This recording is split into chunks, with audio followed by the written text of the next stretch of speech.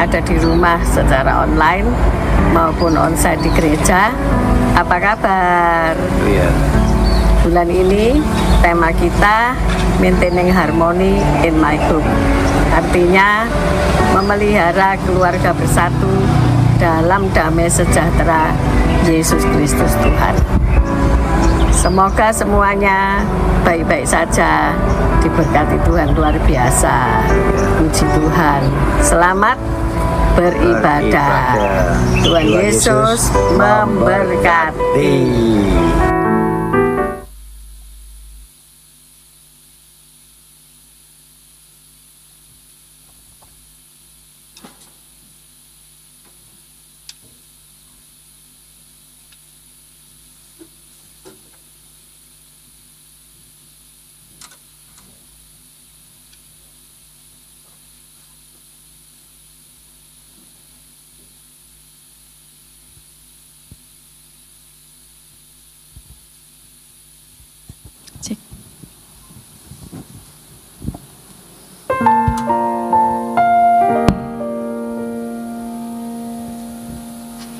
Shalom, selamat pagi Bapak Ibu Saudara yang terkasih dalam Tuhan Yesus Kristus.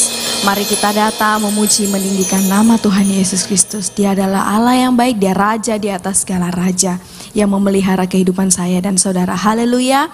Namun sebelumnya mari kita berdoa. Tuhan, kami mengucap syukur dan berterima kasih ya Tuhan. Kasih-Mu sungguh terbukti bagi setiap kehidupan kami. Tuhan, kami datang melakukan ibadah kami ya Tuhan, menaikkan puji, sembah, syukur kami kehadirat-Mu Tuhan Yesus, Allah yang hidup, Allah yang berkuasa, Allah yang berdaulat. Terima kasih ya Bapa. Dalam nama Tuhan Yesus, sertai ibadah kami ya Tuhan. Haleluya. Amin.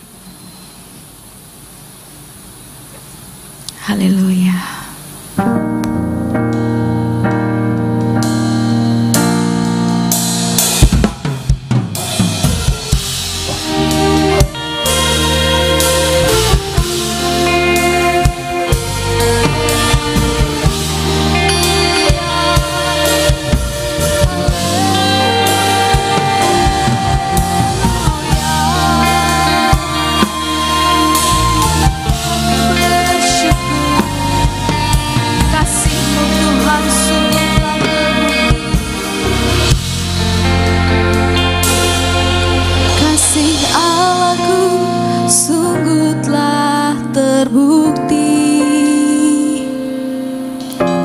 Ketika Dia serahkan anaknya, kasih Allah mau berkorban bagi kau dan aku. Tak ada kasih seperti kasih-Mu.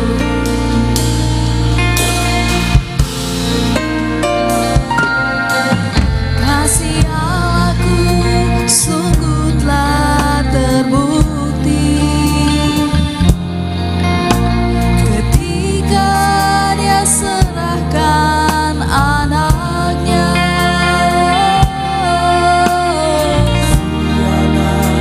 mau berkorban bagi kau dan aku. Tak ada kasih seperti kasih. Kami mau bersyukur, bersyukurlah,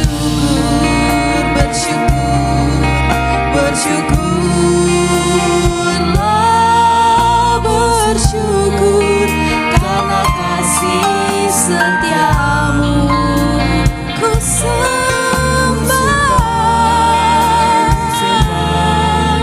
sembah dan ku sembah selama hidupku. Ku sembah Kau Tuhan.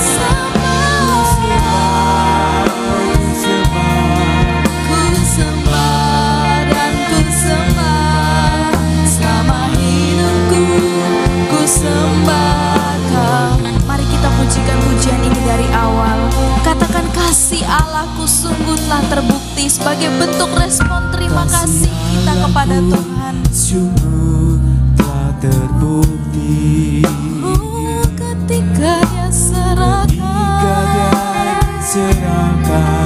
anaknya. kasih Allah mau berkorban bagi kau dan aku. Tak ada kasih seperti kasih-Mu, kasih Allahku, kasih Allahku sungguh telah terbukti. Ketika Dia serahkan anaknya, kasih Allah mau berkorban bagi kau dan aku. Tak ada kasih seperti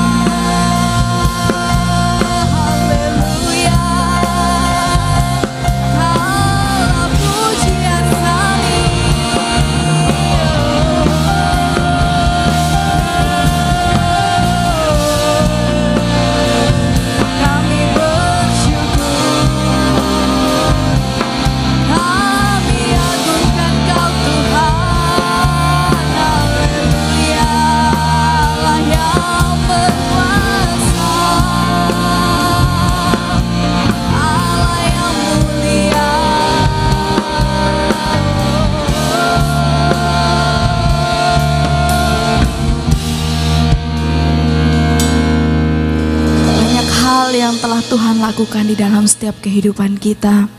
Dia menyertai kehidupan kita dari dulu, sekarang, hingga selama-lamanya. Biarlah hidup kita tetap kita gunakan sampai akhir hidup kita untuk memuji, memuliakan namanya. Haleluya.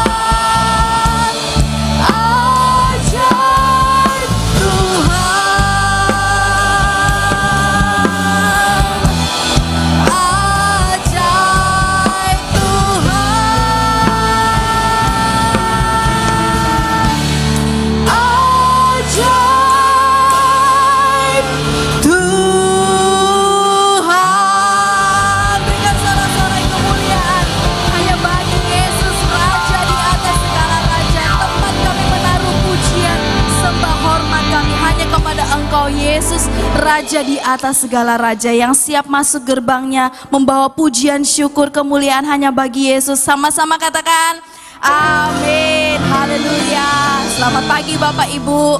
Siap memuji Tuhan, amin. Haleluya. Mari kita masuk gerbangnya dengan hati bersyukur.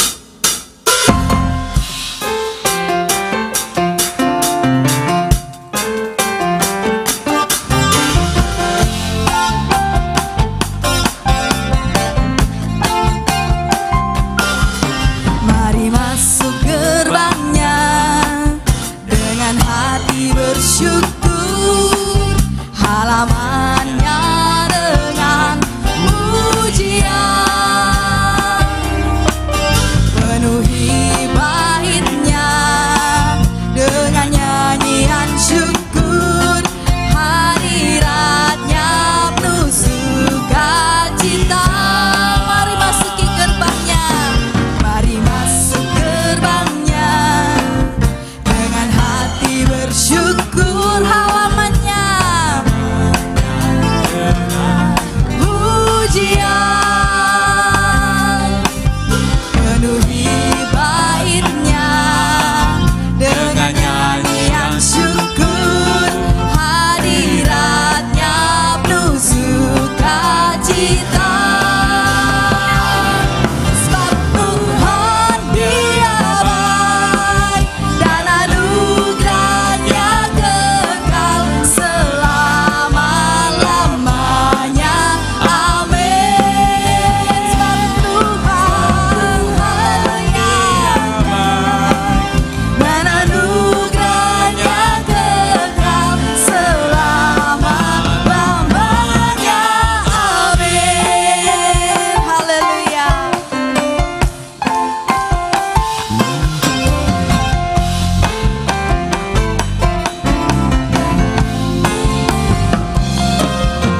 Mari masuk gerbangnya dengan hati bersyukur, bersyukur, halamannya dengan pujian,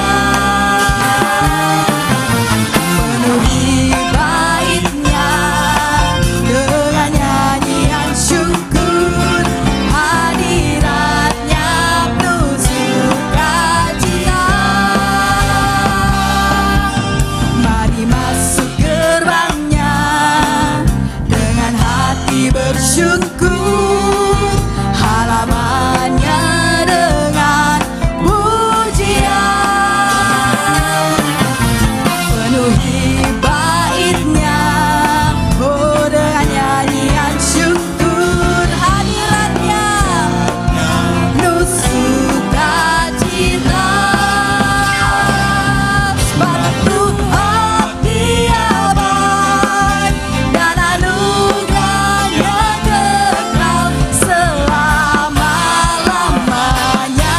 Amin. Sebab Tuhan, haleluya, dan anugerahnya kekal selama-lamanya. Amin. Mari kita angkat jempol kita sama-sama katakan sebab Tuhan Dia baik dan anugerahnya kekal anugerahnya kekal selama-lamanya. Amin. Sebab Tuhan Dia baik dan anugerahnya kekal selama-lamanya. Sebab Tuhan Dia baik dan anugerahnya kekal selama-lamanya. Amin. Sebab Tuhan Dia baik dan anugerahnya kekal selama-lamanya. Amin. Selama-lamanya, selama-lamanya, selama-lamanya. Amin. Haleluya. Sebab Dia baik dulu, sekarang, dan selamanya. Amin.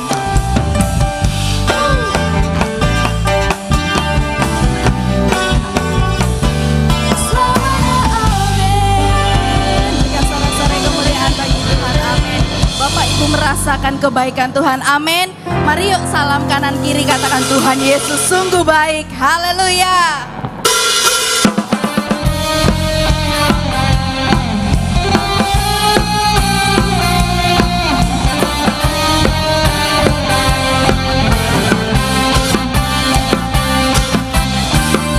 Tiada berkesudahan kasih setiamu Tuhan, selalu baru rahmat-Mu bagiku. Hari berganti hari, tetap kulihat kasih-Mu, tak pernah berakhir di hidupku. Tiada berkesudahan, tiada berkesudahan. Haleluya, kasih setiamu Tuhan, selalu baru rahmat-Mu bagiku. Hari berganti hari, tetap kulihat kasih-Mu, tak pernah berakhir di hidupku. Tuhan Yesus baik, sungguh amat baik, untuk selama-lamanya. Tuhan Yesus baik, Tuhan Yesus baik, sungguh amat baik, untuk selama-lamanya. Tuhan Yesus baik.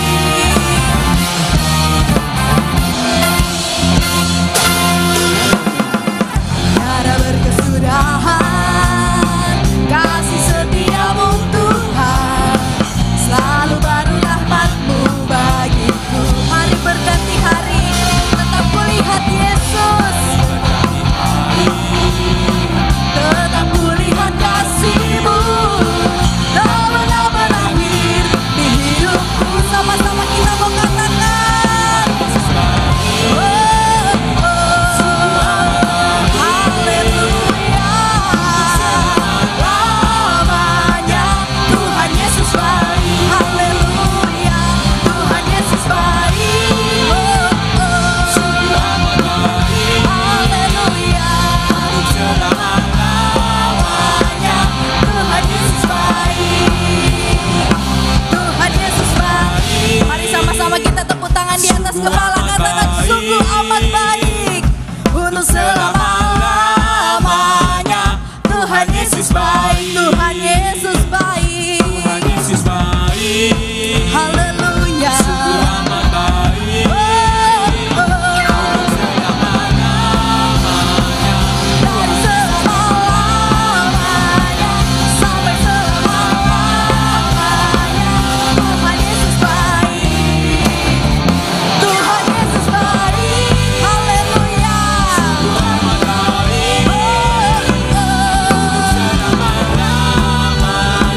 Tuhan Yesus baik, Tuhan Yesus baik. Haleluya.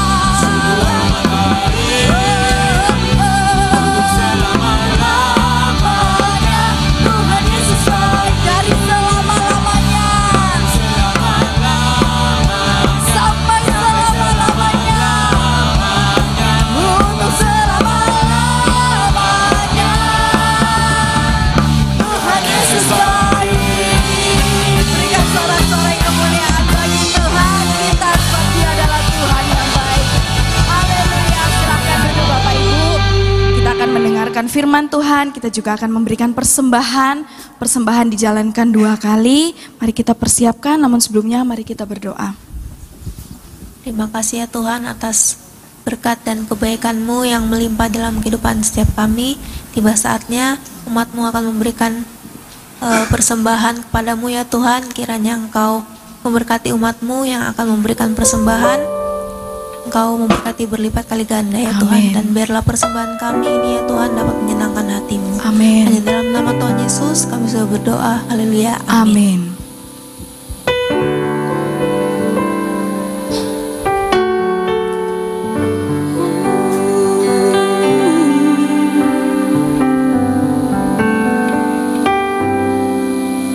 Ku siapkan hatiku Tuhan untuk dengar firman-Mu.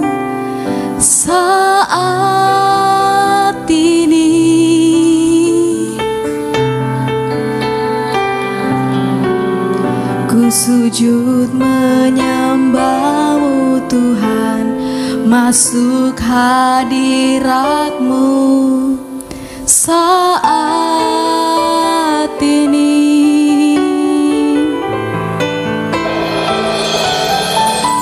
Curahkan urapan-Mu Tuhan bagi jemaat-Mu saat ini. Ku siapkan tiada berubah,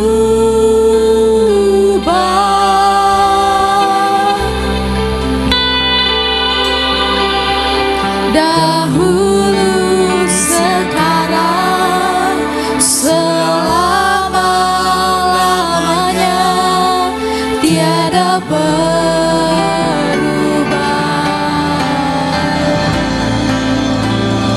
firman-Mu Tuhan, penolong hidupku.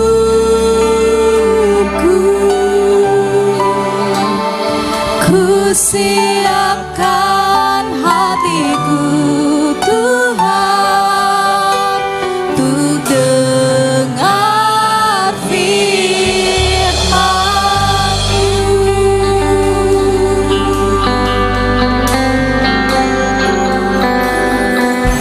Ku siapkan hatiku Tuhan untuk dengar firman-Mu saat ini. Ku sujud menyembah-Mu Tuhan, masuk hadirat-Mu saat ini.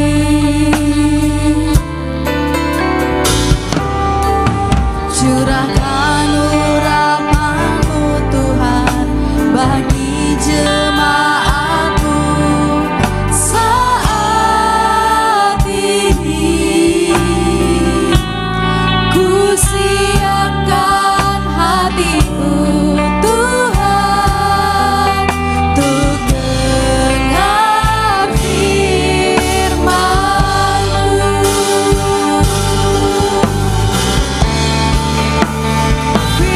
Firman-Mu Tuhan, tiada berubah,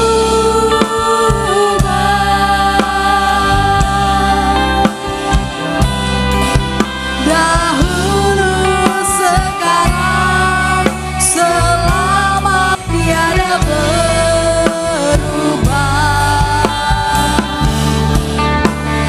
Firman-Mu Tuhan, penolong hidupku. Ku siapkan hatiku Tuhan untuk dengar firman-Mu. Saya udah Bapak Ibu bangkit berdiri, kita akan sambut firman Tuhan. Firman-Mu Tuhan, tiada berubah,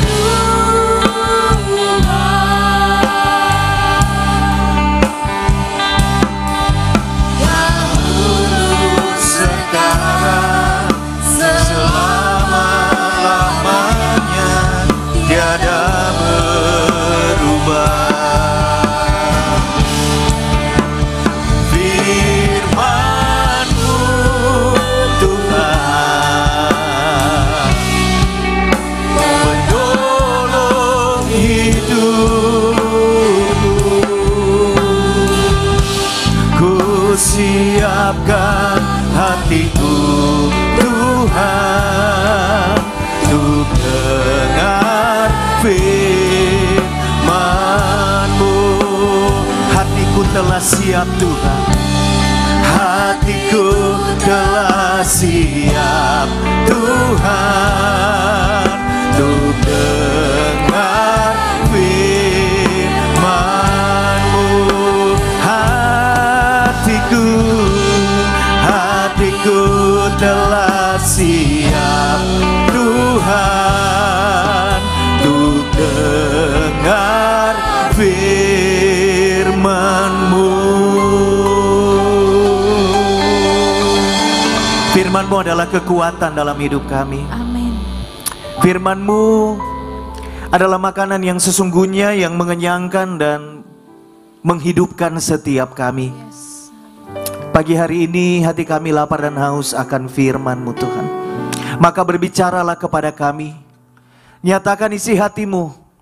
Bagaimana kami harus menjalani hidup dan hidup itu menyenangkan hati-Mu Tuhan. Sebab kerinduan terbesar kami adalah bagaimana hidup kami terus diubahkan dan menyenangkan hati Tuhan. Terima kasih untuk hadirat-Mu yang sudah melawat kami, yang ada di tempat ini Tuhan, maupun yang mengikuti ibadah ini dari rumah.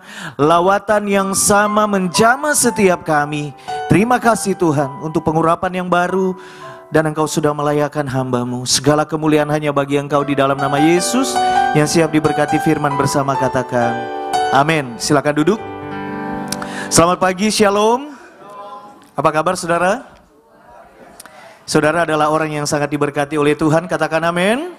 Boleh sekali lagi tepuk tangan bagi Tuhan Yesus. Haleluya.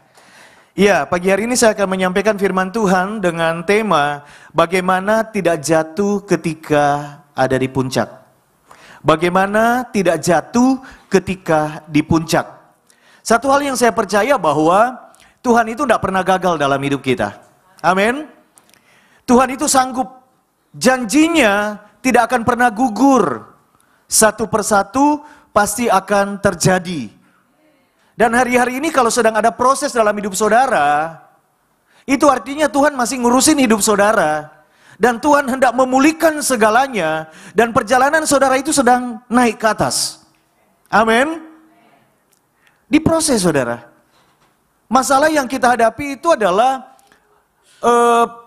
proses yang tidak bisa kita skip, tidak bisa kita lewati. Tapi satu hal yang harus ada di dalam keyakinan kita, Tuhan sedang bawa kita naik. Dan persoalannya adalah ketika kita ada di puncak. Ketika Tuhan membawa kita ke satu posisi di mana Tuhan kepengen kita ada di situ, apakah kita kuat?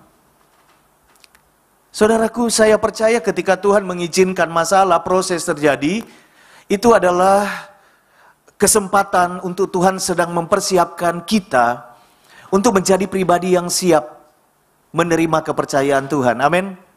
Saudara menjadi pribadi yang kuat, kuat untuk dipercaya sama Tuhan. Amin. Kuat untuk diberkati oleh Tuhan. Setiap hari kita minta diberkati ya sama Tuhan ya.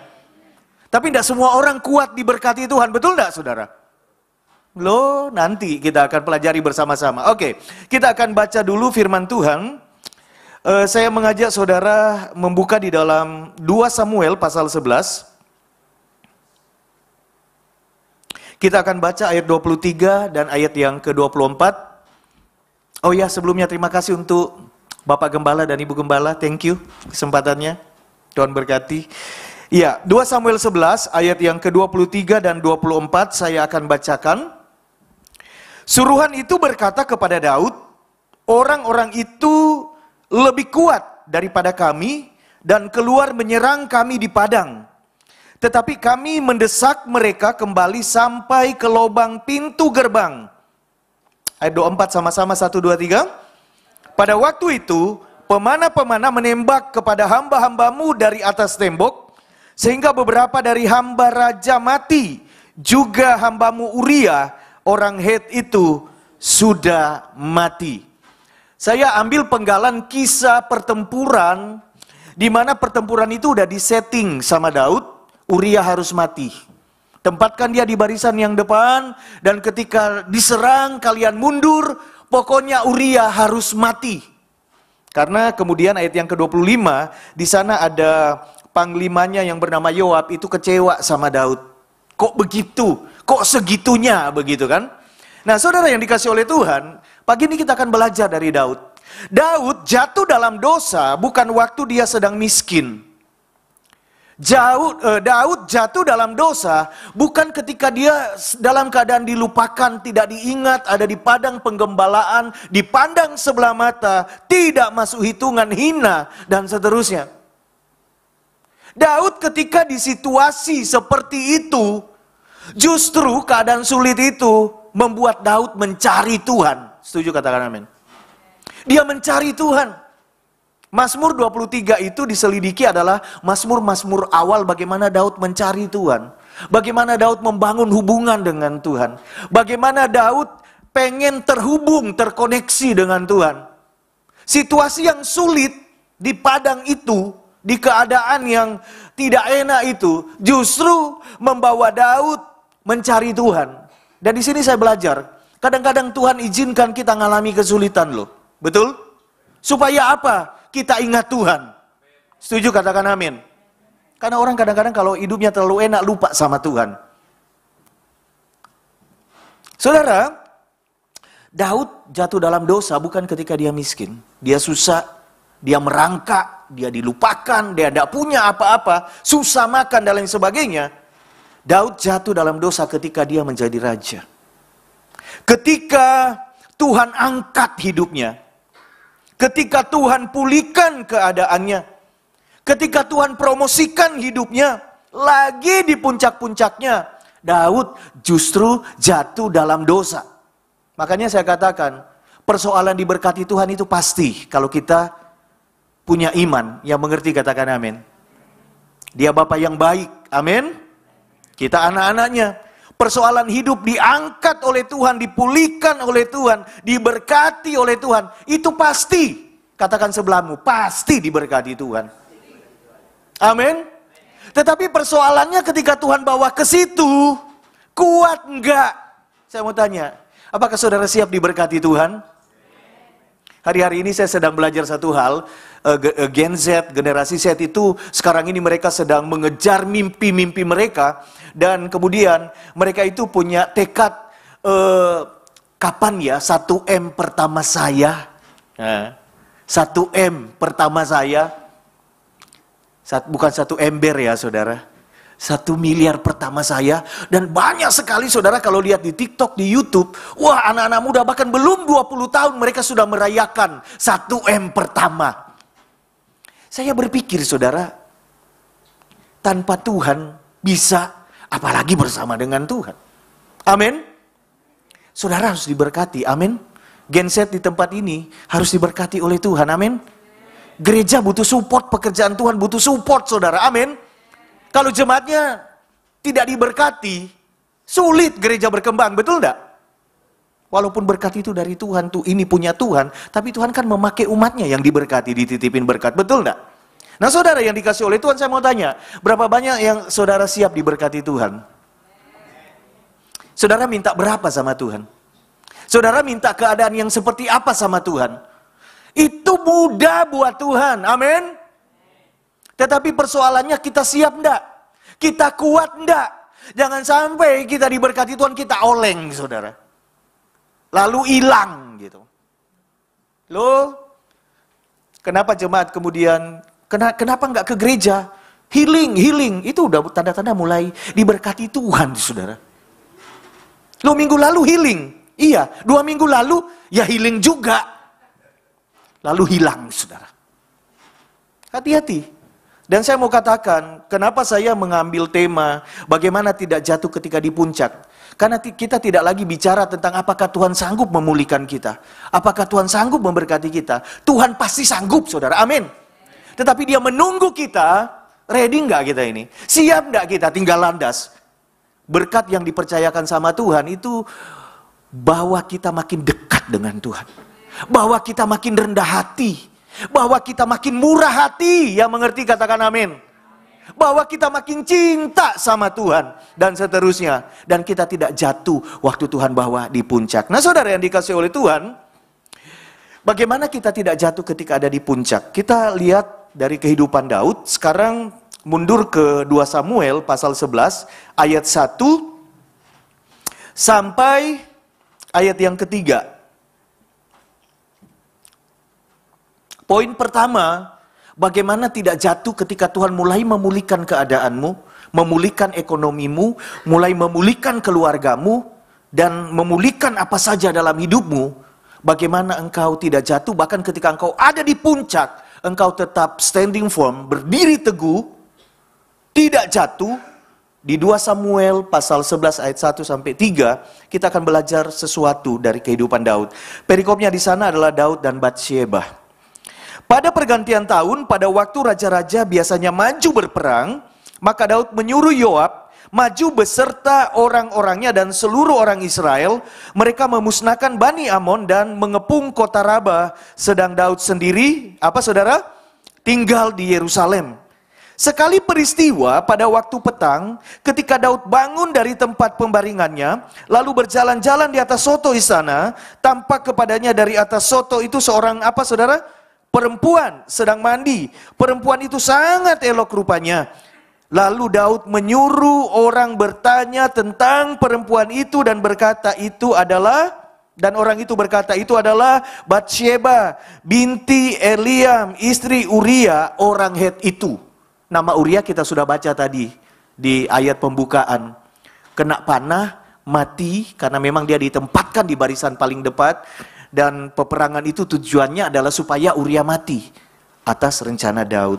Saudara yang dikasih oleh Tuhan, bagaimana supaya ketika Tuhan bawa kita ke puncak dan kita tetap kuat, hidup tetap menjadi berkat, hidup tetap mempermuliakan nama Tuhan. Poin pertama, apapun sikonmu, jangan lengah. Yang mengerti katakan amin. Jangan lengah. Saudara yang dikasih oleh Tuhan, Daud harusnya maju perang. Kita harus belajar sejarah bahwa di zaman dulu, zaman kerajaan, itu ada musim raja-raja itu harus turun berperang. Kalau tidak, mereka diserang.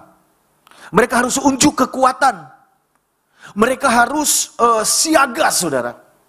Tetapi tadi dikisahkan, dia suruh Yoab dan pasukannya maju, dia tinggal di istana. Leye. Apa saudara?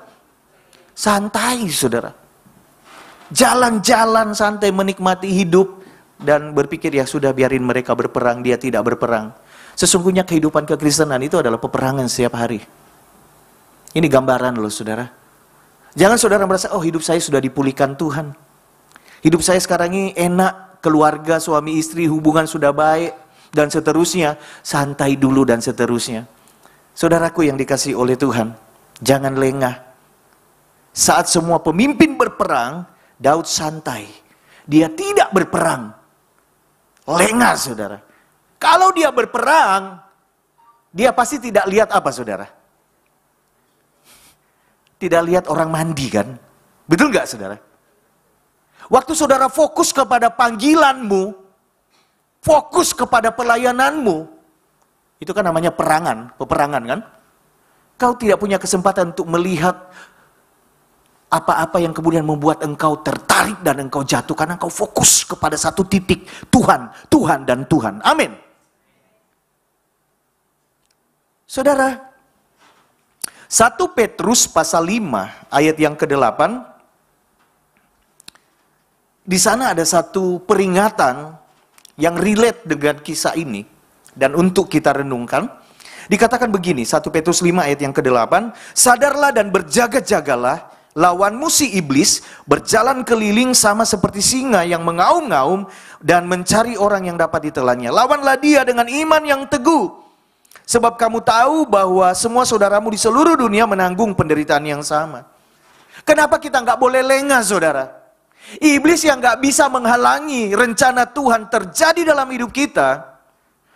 Iblis yang tidak bisa menghalangi Daud untuk menjadi raja, karena dia mencari Tuhan.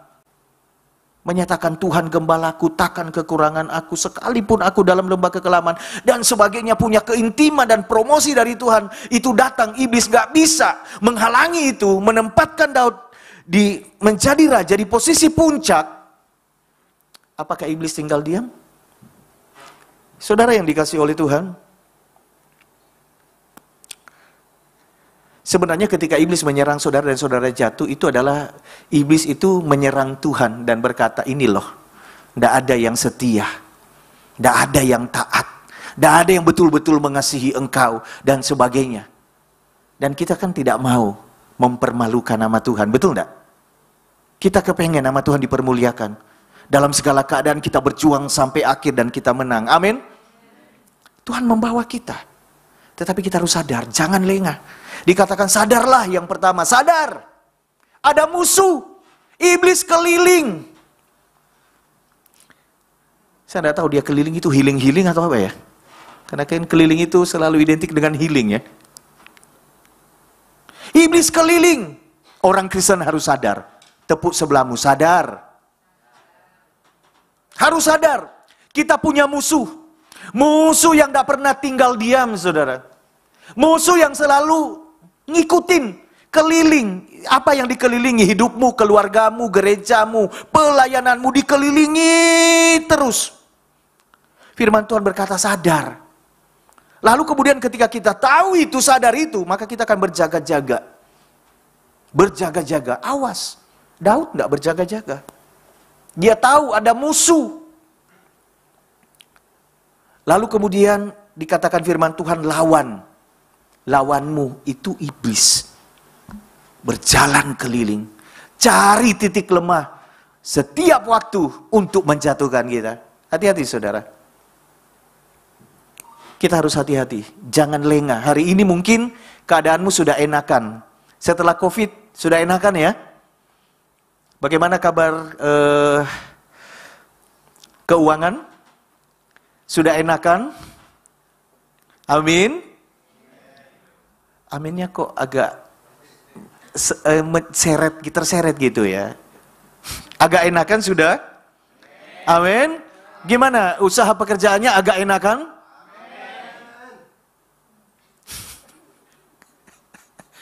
Tuhan mulai bekerja, amin. Dan itu awal. Segalanya akan dipulihkan. Saya tidak peduli apa kata dunia di 2025. Yang saya tahu Tuhan itu baik. Amin.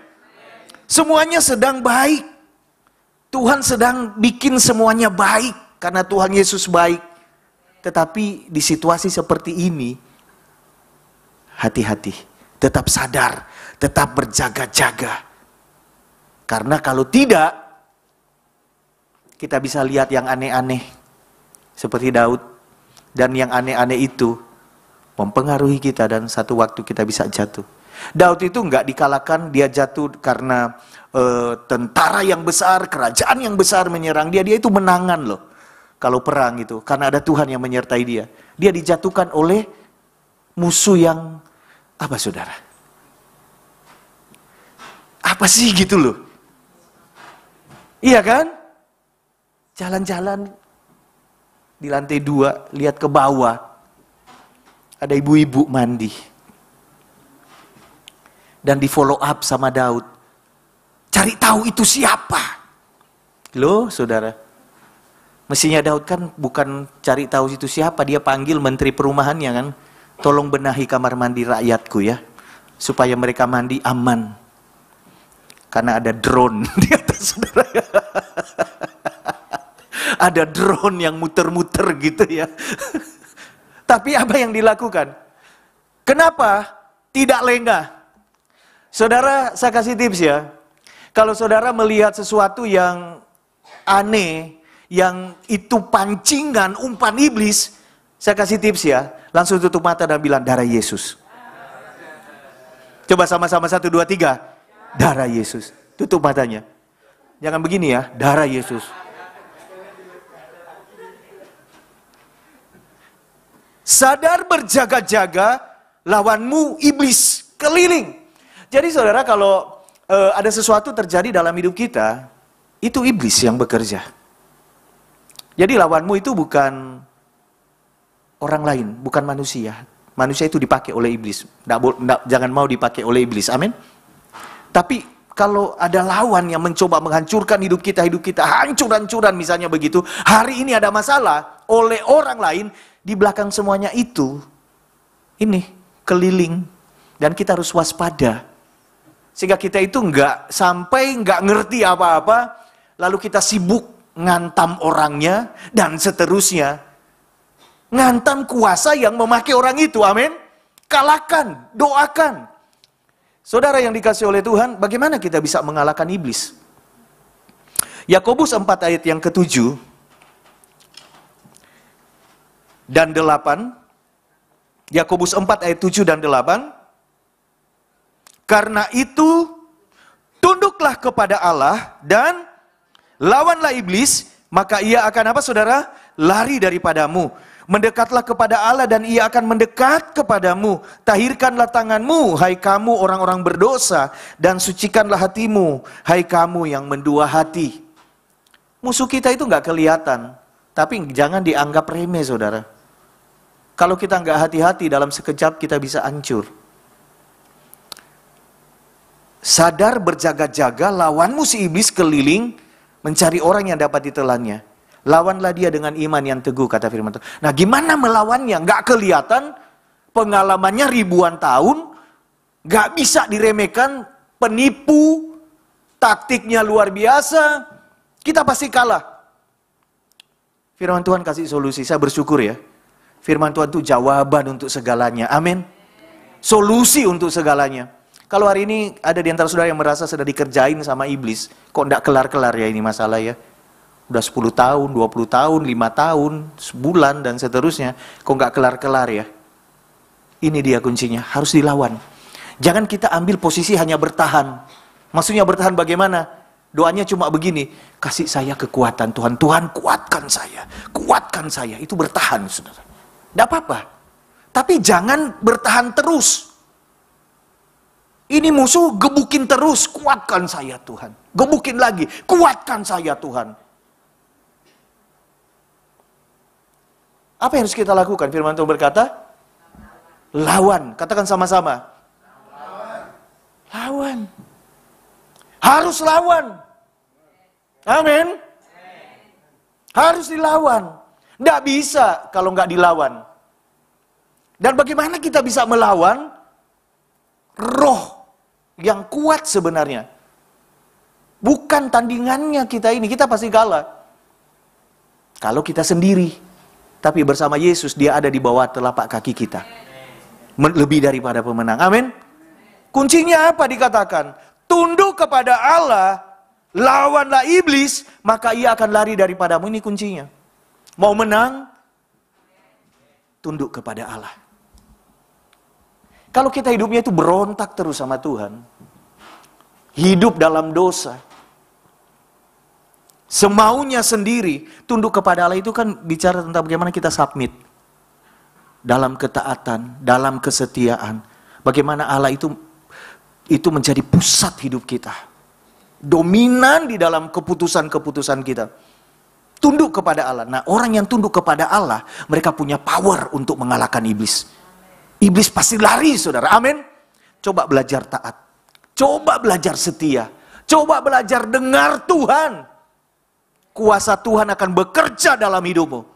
Bukan teriakannya, saudara. Wah, dulu waktu saya kecil di rumah saya itu doa kelepasan itu masih berbekan, saudara. Banyak sekali hamba Tuhan yang datang ke rumah saya dulu. Saya masih kecil, tengah malam doa kelepasan dan teriak-teriak, didatangi polisi, didatangi pengurus kelurahan, ya enggak salah saya pikir sekarang ini ya. Tapi waktu itu mereka bilang ini salib, saudara. Kita tetap kuat ya. Mereka tidak senang dengan pekerjaan Tuhan. Waktu itu saya bilang, oh iya ya, benar juga. Tapi setelah saya ngerti, teriakanmu itu loh. Dalam nama Yesus itu 3 RT kedengaran, saudara. Bukan suaranya, saudara. Bukan posisimu siapa. Tetapi ketika engkau tunduk kepada Allah, kau cuma ngomong, iblis, saya perintahkan engkau keluar dalam nama Yesus. Dia pasti lari, dikatakan firman Tuhan. Garansi, pasti lari. Amin. Tapi jangan coba-coba, saudara. Nggak tunduk sama Allah. Ya-ya-oh, tahu ya-ya-oh? Ingat gak cerita anak-anak Skewa di Kisah Para Rasul? Mereka lihat murid-murid Yesus usir setan. Kok enak ya, orang kerasukan langsung sembuh gitu. Lepas. Mereka coba usir itu setan. Mereka formulanya adalah dalam nama Yesus yang diberitakan oleh Paulus dan murid-murid yang lain, kami perintahkan kau. Dan siapa yang lari, saudara? Setannya? Yang lari siapa? Anak-anak Skewa. Lari, baju mereka dirobek-robek sama orang kerasukan, saudara. Berarti lari telanjang loh. Dipermalukan. Tapi kalau engkau tunduk kepada Allah, mungkin kau seorang jemaat yang sederhana. Hamba Tuhan yang sederhana. Tetapi engkau punya ketundukan kepada Tuhan. Bagaimana engkau menjalani hidupmu penuh dengan integritas. Firman itu adalah mendaging dalam hidupmu. Kuasa itu bekerja dengan luar biasa. Amin. Setiap perkataan bukan hanya berkaitan dengan ngusir-ngusir setan, karena tidak tiap hari ya kita urusannya begitu kan. Tapi masalah-masalah orang yang datang apa segala macam, hikmat Tuhan itu menyertai kita. Orang yang tunduk kepada Allah menjadi sahabat Allah, saudara. Amin. Dimana kemudian dipakai oleh Tuhan.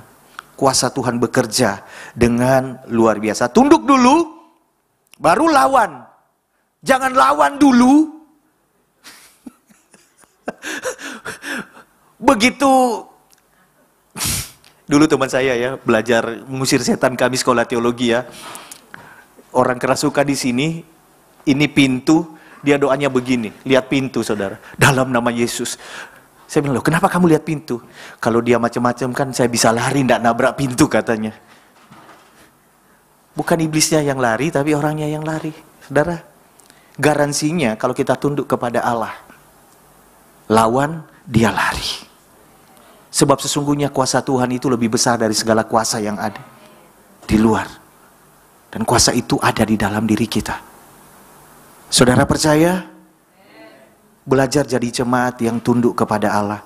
Ketundukan saudara kepada Allah akan terlihat bagaimana saudara menjalani hidup berjemaat saudara. Amin. Saya tadi datang masih 1-2 orang Pak Gembala. Saya berpikir, kemana ini jemaat ya? Sudah mulai ya? Begitu berikan salam, lihat ke belakang. Wah, full. Gak gampang loh ibadah 6:30 itu. Loh, di saat gereja lain berpikir begini, kita cari peluang ya. Yang lain 6:30 kan masih tidur. Kita jam 10. Biar mereka puas tidur baru datang. Dienakin saudara. Mereka tidak ngerti satu hal, bahwa berkat Tuhan itu selalu baru setiap pagi. Bukan berkat Tuhan selalu baru setiap tengah hari. Enggak. Berkat Tuhan selalu baru setiap, pindahin ke jam 6 ya Pak Gem.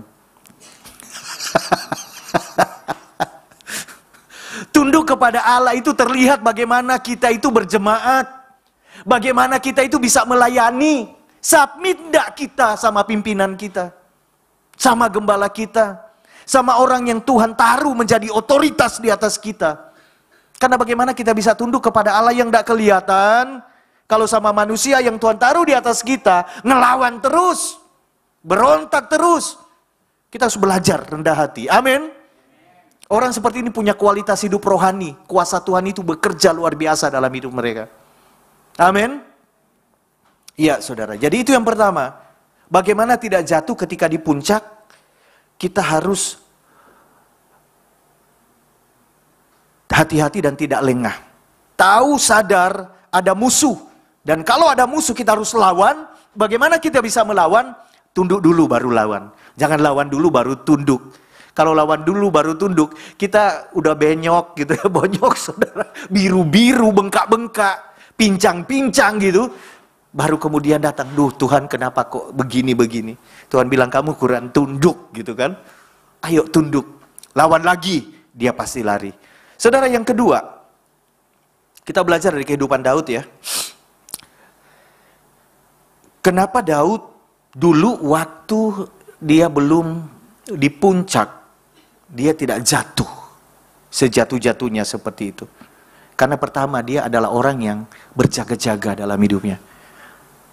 7 kali dalam sehari mencari Tuhan. Tuhan selalu jadi segalanya dalam hidupnya. Kecapinya dan sebagainya. Yang kedua 1 Samuel 18 ayat 11 sampai ayat 14. Yang kedua kita harus tetap menjadi penyembah. ketika kita menjadi penyembah Tuhan, itu menjadi kontrol dalam hidup kita. Yang di alam bawah sadar kita itu menyadari kita itu terkoneksi, tidak terputus sama Tuhan. Amin. Sekarang kan ada lagu terhubung tuh. Terhubung terus. Sebab kalau kita terpisah sedikit saja itu celah. Yang mengaum-ngaum tadi, berkeliling tadi, lihat ada celah sedikit, masuk dia. Ngabisin. Nah saudara, 1 Samuel 18 ayat 11 sampai 14. Ya, saya baca dari ayat yang ke-10 saja. Keesokan harinya roh jahat yang daripada Allah itu berkuasa atas Saul, sehingga ia kerasukan di tengah rumah sedang Daud main kecapi seperti sehari-hari. Adapun Saul ada tombak di tangannya. Saul melemparkan tombak itu karena pikirnya, baiklah aku menancapkan Daud ke dinding. Tetapi Daud mengelakkannya sampai 2 kali. Saul menjadi takut kepada Daud karena Tuhan menyertai Daud, sedang daripada Saul ia telah undur. 1 Samuel 18. 1 Samuel 18 ayat 11 sampai 14. Saudara yang dikasih oleh Tuhan, Daud memainkan kecapi ketika Saul kerasukan. Dan roh jahat, tadi ada satu kalimat yang membingungkan, kadang-kadang roh jahat yang daripada Allah. Sebenarnya ini bahas keterbatasan bahasa Indonesia. Roh jahat yang diizinkan Allah, karena memang hatinya Saul ini penuh dengan kebencian kepada Daud, ingin bunuh Daud, ingin ngabisin Daud. Orang yang punya kebencian dalam hatinya itu gampang banget. Itu celah. Yang keliling-keliling tadi, siapa yang keliling-keliling? Yang healing-healing? Daud yang penuh dengan amarah, kebencian, kerasukan. Dipanggil Daud, main kecapi. Setannya keluar, saudara. Setiap hari angkat penyembahan kepada Tuhan. Jadilah seorang penyembah. Amin. Tapi saya tidak bisa nyanyi, Pak. Tidak ada yang bisa main musik di rumah. Saudara, saya harus meluruskan konsep penyembahan di dalam kekristenan. Kita nggak bisa persempit penyembahan itu hanya kepada nyanyi, hanya kepada musik, nyanyian terbaik, musik terbaik, yaitu bagian dari penyembahan. Tapi penyembahan itu sendiri tidak bisa dikotak hanya sekedar nyanyi, pujian, dan musik. Lah, kalau penyembahan kepada Allah, hubungan yang terkoneksi dengan Allah, itu adalah sumber kemenangan orang percaya. Gimana kalau kita tidak bisa nyanyi? Kalau yang diperhitungkan Tuhan itu cuma suara yang baik, musik yang baik. Lah kita tidak menang-menang dong. Konsep penyembahan di dalam kekristenan itu simple. Roma 12, mempersembahkan tubuh. Itu adalah persembahan yang sejati. Amin. Bukan suara yang lulusan Indonesian Idol tahun 1945. Makanya suaranya bagus. Pas Indonesia merdeka dia nyanyi Indonesia Raya yang pertama. Bukan itu. Tapi konsep penyembahan, ketika kita mengangkat tangan, banyak kisah ketika mereka mengangkat tangan umat Tuhan, peperangan itu dimenangkan. Sesuatu yang spiritual, rohani, bisa relate dengan sesuatu yang realitas loh. Betul enggak, saudara? Sudah pernah dengar itu? Kisahnya ketika peperangan, ketika Musa mengangkat tangan, Israel menang. Ketika Musa turun tangan, Israel kalah. Ini kan, coba renungkan. Praise and worship. Tangan yang terangkat menyembah Tuhan, itu sumber kemenangan loh. Amin. Jadilah penyembah. Jangan batasi penyembahan kepada nyanyian. Tapi bernyanyilah waktu engkau ingin menyanyi menyembah Tuhan. Bermusiklah. Tetapi jangan terbalik. Benahi diri dulu. Hidup. Persembahkan yang hidup berkenan kepada Allah. Itulah persembahan yang sejati. Baru nyanyikan pujian, naikkan pujian. Baru mainkan musik. Jangan kebalik, saudara. Jangan kebalik. Karena yang Tuhan lihat itu apa, saudara? Yang Tuhan lihat itu apa? Ya. Saudara bukan penyanyi yang baik.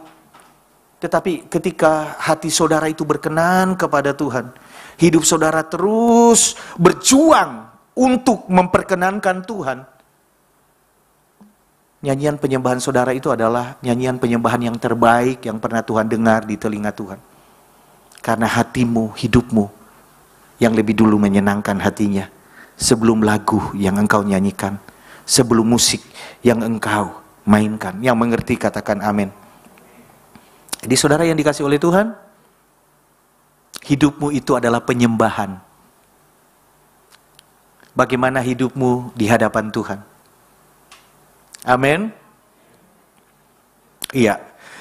Jadi hari-hari ini saya melihat ada begitu banyak orang yang nyaman melayani, nyaman menyembah Tuhan, tapi hidup dalam dosa. Oh, belum ketahuan soalnya. Belum viral. Mau nunggu viral. Kita harus bertobat dari cara hidup kita. Amin. Ya.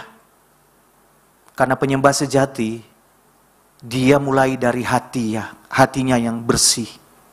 Hidupnya yang berkenan kepada Tuhan. Lalu kemudian ketika pujian itu dinaikkan, dalam pujian itu ada kuasa. Kenapa ada kuasa? Karena Allah bersemayam di atas pujiannya. Amin. Kalau dalam keadaan berdosa, najis dan lain sebagainya, lalu kemudian kita mengambil bagian yang kudus seperti ini khusus untuk saya ya, termasuk WL, pelayanan, dan kita semuanya. Bagaimana Tuhan bersemayam di atas puji-pujian yang penuh dengan kepalsuan dan sebagainya, kepura-puraan dan sebagainya. Manusia tidak lihat, tapi mata Tuhan tidak ada yang tersembunyi baginya. Amin, saudara. Jadi saya melihat sekarang ini kan gereja-gereja itu berlomba dengan alat musik terbaik. Wah, saya senang loh dengar ada gereja yang drumnya saja 5M. 5M itu drumnya. Kalau saya GAB Holy Rock, 5M itu sudah gerejanya, drumnya, dan semuanya itu sudah.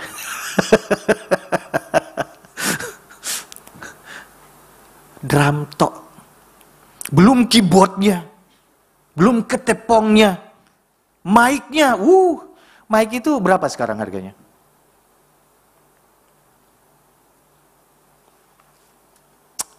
Mic yang bagus katanya itu di atas 12 juta. Ada yang 25, ada yang 60, ada yang ratusan kan? Penyanyi-penyanyi itu. Sekarang gereja-gereja berlomba-lomba untuk servis musik dan WL terbaik. Orang-orang idola masuk ke gereja. Loh, tidak ada masalah. Kalau mereka mengerti bagaimana menyembah, bagaimana melayani Tuhan, tidak ada masalah. Betul tidak, saudara? Tetapi kalau itu dijadikan apa? Strategi marketing untuk menarik semua orang datang. Loh, mau jadi apa, saudara? Menyebut nama Yesus, tapi Yesus tidak ada di situ. Menyembah Yesus, tapi Yesus tidak ada di situ. Gereja Allah Baik ini bukan gereja yang besar ya. Tetapi saya dari 33 tahun full timer di Gereja Allah Baik tahun ini. Jangan tanya umur saya ya, kalau saya sudah 33 tahun full timer, saudara. Saya melihat gereja ini gereja yang sederhana, konvensional, agak vintage. Iya, gereja saudara agak vintage. Tetapi pengajarannya di atas pengajaran kebenaran yang murni. Tidak dikurangi, tidak ditambahi, lurus. Tidak aneh-aneh. Jadi saudara berada di gereja yang sehat. Di mana firman itu diberitakan. Dosa diungkap. Ada gereja-gereja yang tidak pernah mengkhotbahkan dosa. Lalu jemaat itu merasa nyaman, itu nggak salah. Ani-ani semua masuk gereja. Saudara tahu ani-ani enggak? Katanya ani-ani itu yang wanita, kalau yang laki-laki anak-anak. Tadi malam saya baru tahu itu, teman saya bilang istilah seperti itu. Ani-ani tahu enggak? Pelakor. Nyaman masuk gereja. Bisa kelolosan gak? Jadi singer, jadi penyembah, jadi apapun. Pelayanan mimbar, bisa karena gak ada yang tahu kan? Tapi kalau kita menyadari bahwa penyembahan itu adalah bagian yang kudus, persembahkanlah tubuhmu, dikatakan. Karena itu saudara-saudara, Roma 12 ayat 1 dan 2. Karena itu saudara-saudara, demi kemurahan Allah aku menasihatkan kamu supaya kamu mempersembahkan tubuhmu sebagai persembahan yang hidup, yang kudus dan yang berkenan kepada Allah. Itu adalah ibadahmu yang sejati. Amin. Jangan kamu menjadi serupa dengan dunia ini, tetapi berubahlah oleh pembaharuan budimu, sehingga kamu dapat membedakan manakah kehendak Allah, apa yang baik, yang berkenan kepada Allah dan yang sempurna. Di dalam pelayanan penggembalaan, ketika saya masuk ke sana, itu saya melihat memang ada sedikit ada sedikit unik, saya pakai bahasa itu, karena peraturan dan pastoral itu kadang-kadang bisa nggak sinkron. Misalnya, ada gereja itu, kalau gembala itu kan targetnya adalah orang itu diselamatkan, datang kepada Tuhan, bertumbuh di dalam Tuhan, betul enggak? Nah, orang yang gembala sidang akan melakukan apa saja supaya dia terfasilitasi, sampai kemudian dia bertumbuh, dia mengenal Tuhan, dia tahu apa yang harus dia lakukan kepada Tuhan. Nah, sampai dia menjadi dewasa itu kadang-kadang butuh waktu. Lalu dia bilang, aku pengen pelayanan, dan seterusnya. Tetapi suaranya misalnya ya, suaranya kurang pas. Agak serong ke kiri, serong ke kanan. Pitch controlnya. Tetapi kemudian gembalanya ngomong begini, mau pelayanan apa? Ini kemarin saya diskusi sama teman saya, karena dia itu waktu ketemu saya dia lagi telepon dan dia nggak lagi marah-marah. Nggak bisa seperti ini. Kalau terus dipakai orang itu, pakai dia, saya mundur. Waduh. Saya bilang, waduh rupanya ada konflik ini. Kemudian dia bilang, ini loh, memang repot kalau pemimpinnya itu wanita. Saya dipercaya ngelola praise and worship, tapi tolong ya ini kasih singer, ini kasih singer, ini kasih singer. Saya sudah tes, nggak lolos tes semua Pak Walden. Fales semuanya. Tapi ngotot yang gembalanya, pakai singer. Itu saya ya nggak mau. Saya bilang, oh saya paham. Kalau orang praise and worship, itu spek yang jadi pegangan, speknya. Ah, ini bagus ini. Sopran, tenor, alto. Bagus ini. Tetapi kalau gembala sidang memberi kesempatan, betul enggak? Sampai orang ini ngerti bahwa ternyata saya enggak cocok di sini. Dia sudah dewasa, tidak tersinggung, dan ternyata saya cocok itu penerima tamu. Bukan pegang mic. Karena mic-nya sering ngik, ngik. Dan akhirnya saya sharing sama dia, bro, kamu kan mikirnya spek ya, tapi gembalamu itu mikir jiwa-jiwa yang dirangkul. Mungkin toleransi lah 1-2 kali, sambil diajak bicara gembalamu, lalu orang ini juga dibimbing. Karena kadang-kadang ada orang yang bakatnya terpendam kan, saudara, betul? Cuma memang kenyataannya ada yang terpendamnya terlalu dalam. Gak bisa digali. Jadi ketika saya ngobrol seperti itu, dia bilang, iya ya. Sebab kalau dikit-dikit, oh enggak bisa, harus yang sempurna. Apalagi gereja mula-mula, saudara, awal, perintisan. Gak bisa. Tetapi bukan berarti, saya bilang, tapi satu hal ya. Bukan mengkompromikan dosanya. Kalau kita tahu dia orang berdosa, oh enggak apa-apa, dijangkau lalu dikasih pelayanan mimbar. Oh tidak. Tidak seperti itu. Itu hal yang berbeda. Tapi kalau hanya masalah spek, mari kita berhikmat. Dan yang kedua, saya bilang sama teman saya, kamu dikasih otoritas enggak ngelola 100%? Atau kamu cuma koordinator? Dan semuanya gembalamu. Ini pakaian ya minggu depan, ini pakaian ya minggu depan, ini pakai. Saudara yang dikasih, menyangkut hal penyembahan itu soal hati. Amin. Soal hidup. Jadi, halo tim musik yang ada di sini, imam musik, angkat tangan, saya juga. Kita harus beresin hidup kita, amin. Baru kemudian kita naikkan pujian kepada Tuhan. beresin hidup kita di hadapan Tuhan, baru kemudian kita mainkan musik kita. Maka pujian musik penuh dengan kuasa.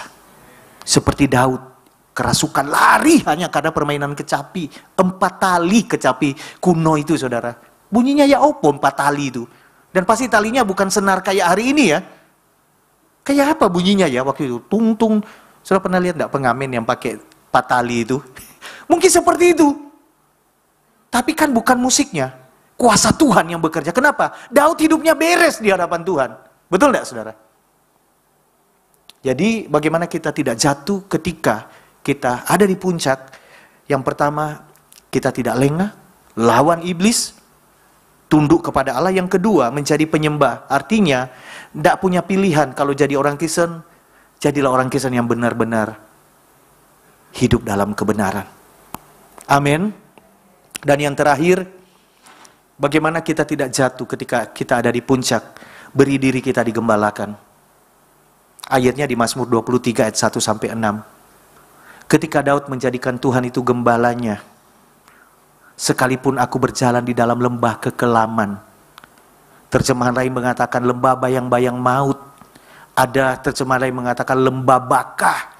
Lembah tidak ada kehidupan, tidak ada pengharapan, sulit, berat. Sekalipun aku berjalan di situ, kata Daud ketika dia menjadikan Tuhan gembalanya, aku tidak takut bahaya, sebab Engkau besertaku. Dan kalau Tuhan beserta kita, itu jaminan kemenangan. Saudara, engkau tidak akan jatuh. Sebesar apapun yang Tuhan percayakan kepadamu, sebanyak apapun Tuhan percayakan kepadamu, setinggi apapun Tuhan bawa engkau ke sana, kalau engkau tetap memberi dirimu digembalakan, kau tidak akan jatuh. Amin saudara. Iya, memberi diri digembalakan. Saudara ada di satu gereja, gembala agung kita Tuhan Yesus. Tuhan Yesus menempatkan gembala di atas kita dengan visi misi, dengan memberi arah, ngasih makan rohani, berdoa, menjaga dan sebagainya. Beri diri digembalakan. Jangan lepas dari penggembalaan. Yang mengerti katakan amin. Karena kalau enggak kita terpisah, hati-hati. Ada yang berkeliling, targetnya kita jatuh. Saudaraku yang dikasih oleh Tuhan, saya tutup dengan sebuah ilustrasi, bukan ilustrasi kisah nyata yang beberapa hari saya bagikan. Mungkin saudara pernah tahu itu di TikTok. Waktu Imlek kemarin, ada seorang oma umur 98 tahun. Umur berapa saudara? Dan oma itu datang kumpul sama anak cucunya, dia punya cucu 30 sekian, hampir 40. Cicitnya 20 sekian. Dan dia punya cangga. Dan waktu ngobrol sama yang syuting itu ditanya, "Oma, umur berapa?" 98. "Anaknya berapa?" Dia sebut, "Anakku begini, berapa, cucuku, cicitku, cangga." Lalu kemudian ditanya, "Rahasianya apa, Oma?" Lalu oma itu dengan ekspresi yang saya suka, keren banget, umur 98, dia bilang begini, "Tuhan Yesus. Rahasianya Tuhan Yesus. Tidak ada rahasia lain. Tuhan Yesus."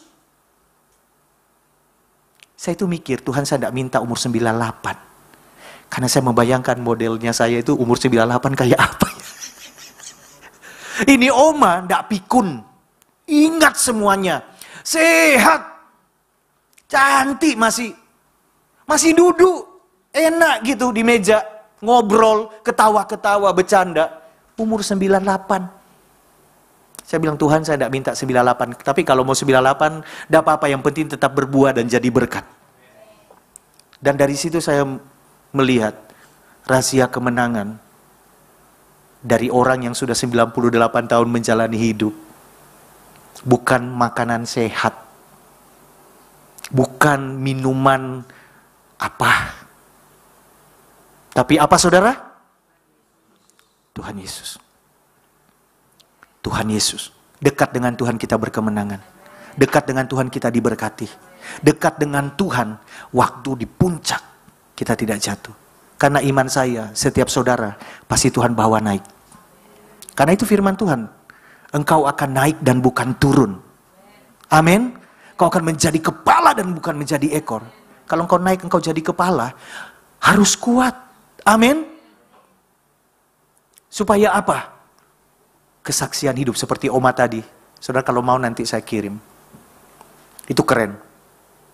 Karena saya melihat ada orang-orang yang dulunya mengandalkan, makan ini, makan itu. Toh akhirnya tiada berdaya. Betul? Andalkan Tuhan. Selagi dikasih kesempatan hidup, kita harus buktikan bahwa firman Allah itu ya dan amin. Saudara punya mimpi besar tahun ini?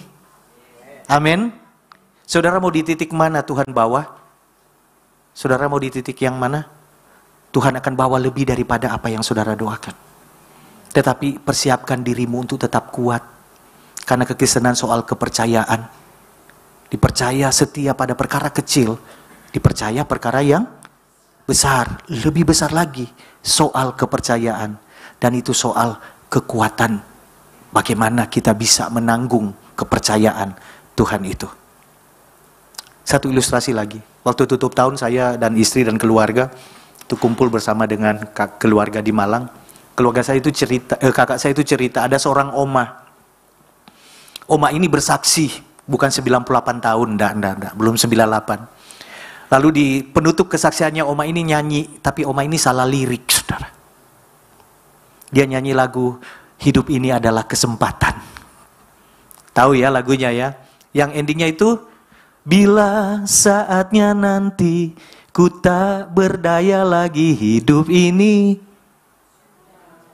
Nah ini oma ini saking semangatnya, keliru. Bila saatnya nanti ku tak berdaya lagi hidup ini sudah jadi beban. Loh. Saya itu merenungkan. Banyak loh. Saya bilang ini enggak kebetulan loh. Saya dengar saya ketawa ngakak. Kok bisa? Hidup ini sudah jadi beban gitu kan. Saya tahu, tidak ada seorang pun dari kita yang kepengen hidup kita jadi beban, bahkan sampai kita tua, betul enggak? Makanya kita mempersiapkan semuanya, betul? Dan Tuhan akan melakukan lebih daripada kerinduan kita. Saudara tidak akan jadi beban untuk anak saudara siapapun, justru saudara akan jadi berkat. Kenapa? Tuhan bawa saudara naik. Sehat. Diberkati, menjadi berkat, hidup mempermuliakan nama Tuhan. Yang pertama, jangan lengah, sadar berjaga-jaga. Ada iblis. Kalau hari ini ada di antara kita yang punya dua sisi kehidupan, terang dan gelap, kita harus bertobat. Amin. Lawan. Bagaimana melawannya? Tunduk dulu kepada Allah, baru lawan, dia lari. Berikutnya, jadilah seorang penyembah. Setiap hari katakan, Tuhan engkau baik, itu penyembahan. Terima kasih Tuhan, kau luar biasa, itu penyembahan. Amin. Dan engkau menyanyi, itu penyembahan. Tapi jangan lupa, hidup. Itulah penyembahan yang sejati. Hidup yang diubahkan. Dan yang terakhir, beri dirimu digembalakan. Amin. Ya, puji Tuhan. Mari kita bangkit berdiri bersama-sama.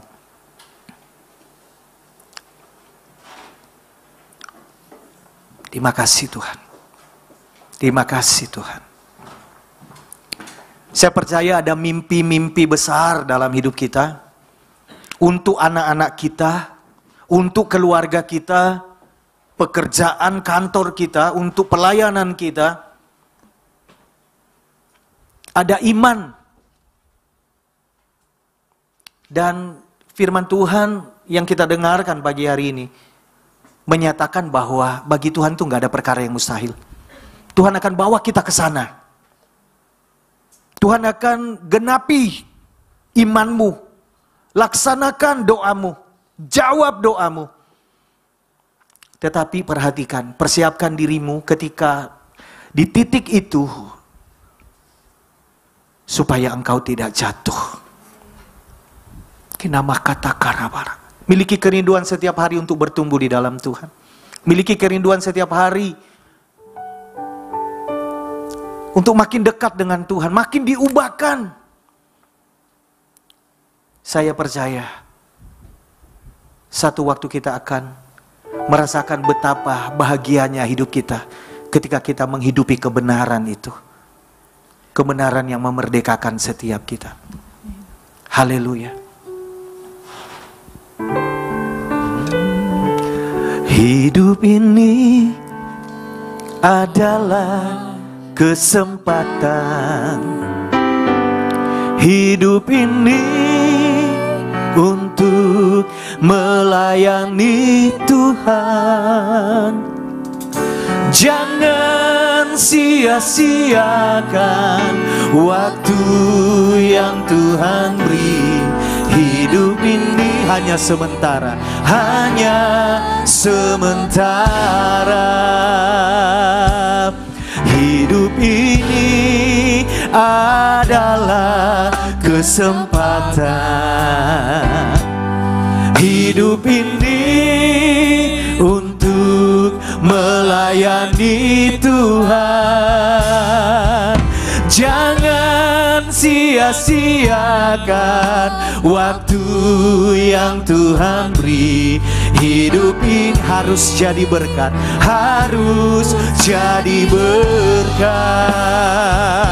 Oh Tuhan, pakailah hidupku selagi aku masih kuat.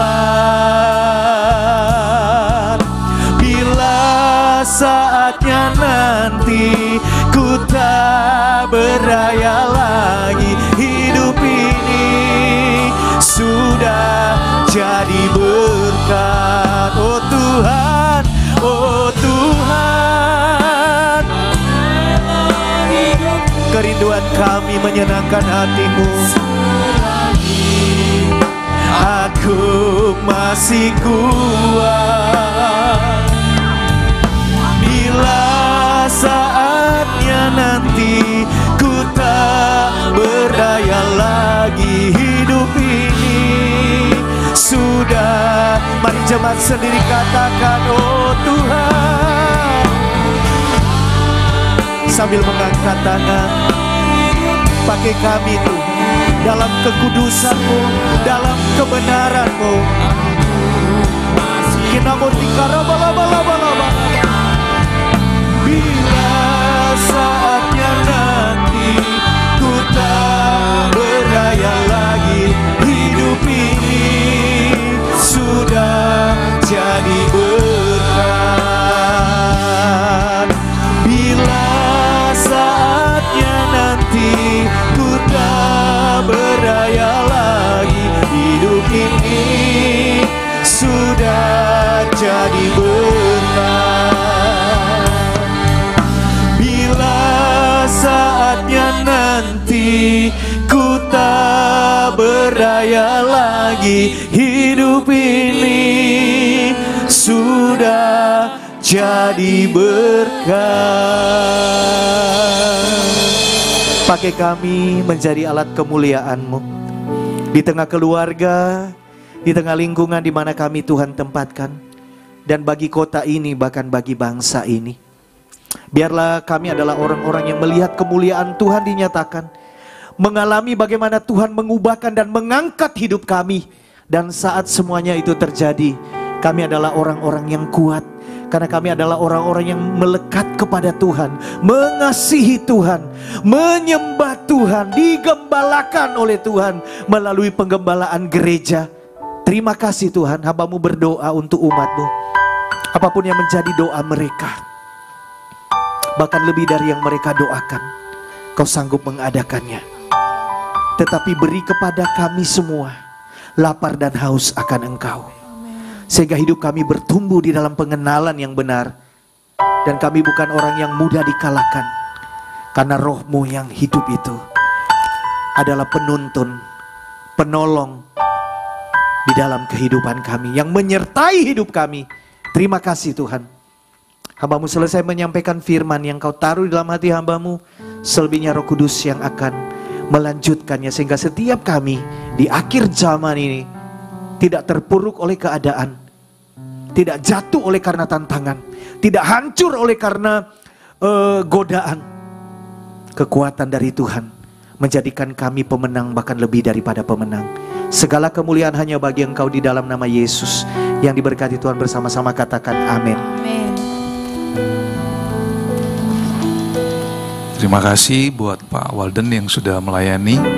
Tuhan Yesus memberkati. Mari kita menutup ibadah pagi hari ini. Ku terhubung denganmu, selalu melekat di hati.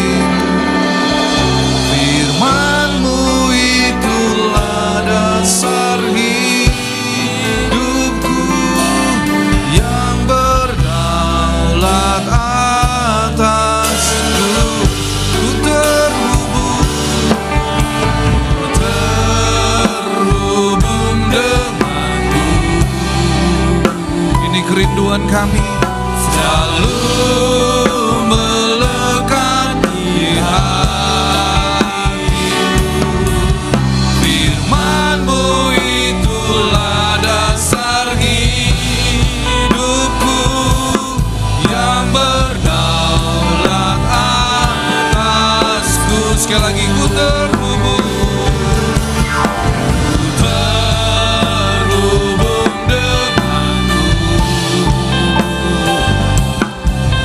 selalu melekat di hatiku. Firman-Mu itulah dasar hidupku, yang berdaulat atasku.